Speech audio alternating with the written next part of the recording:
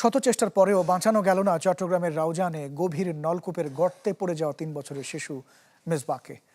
রাত 9:45টার দিকে তাকে মৃত ঘোষণা করেন উপজেলা স্বাস্থ্য কমপ্লেক্সের চিকিৎসক। এর আগে রাত 8:15টার দিকে প্রায় 30 ফুট গভীর গর্তে পড়ে যাওয়ার 4 ঘন্টা পর মেজবাকে উদ্ধার করে ফায়ার সার্ভিস। তবে শারীরিক অবস্থা ভালো না হয় পাঠানো হয় উপজেলা স্বাস্থ্য কমপ্লেক্সে। বিকেল 4:30টার দিকে উপজেলার কদলপুর ইউনিয়নের দক্ষিণ জয়নগর এলাকায় নলকূপের জন্য খোঁড়া গর্তে পড়ে যায় শিশুটি। তবে ঠিক কিভাবে পড়ে গেল তা জানা যায়নি।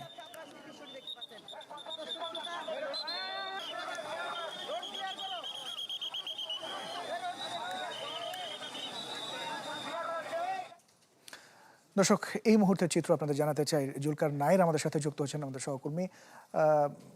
জুলকার, কি অবস্থা দেখছেন? শত চেষ্টার পরেও তো আসলে শিশুটিকে বাঁচানো গেল না এবং আপনার পেছনে দেখতে পাচ্ছি, একটু বলবেন।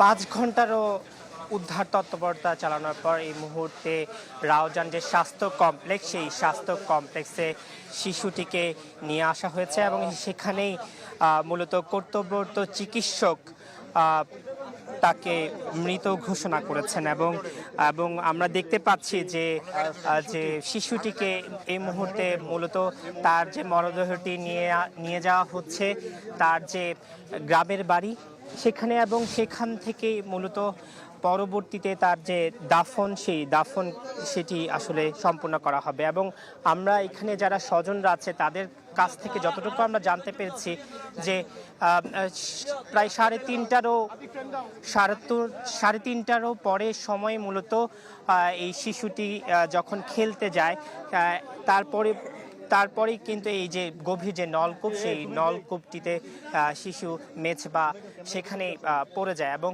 তার পরবর্তীতে স্বজনরা জানাজানির পরে ফায়ার সার্ভিস এবং সেখানে পুলিশ এবং যারা নিরাপত্তা কর্মকর্তা তারাই সেখানে এসে উপস্থিত হন এবং এরপরে মূলত শিশুটিকে উদ্ধারে ফায়ার সার্ভিসের মোট 5টি ইউনিট এই যে উদ্ধার তৎপরতা সেটি চালায় এবং আমরা 8:13 মূলত শিশুটিকে উদ্ধার করে ফায়ার সার্ভিস এবং তার পরবর্তীতে মূলত শিশুটিকে স্বাস্থ্য কমপ্লেক্সে নিয়ে আসা হয় এবং সেখানেই শিশুটিকে আনার পরে কর্তব্যরত চিকিৎসক তাকে মৃত ঘোষণা করেন।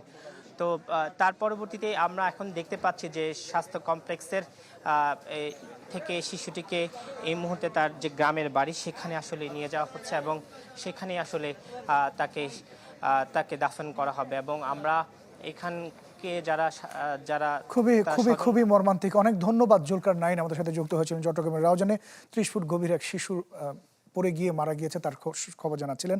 এই ছিল এখনকার মতো। অনেক ধন্যবাদ এতক্ষণ যারা আমাদের সঙ্গে ছিলেন।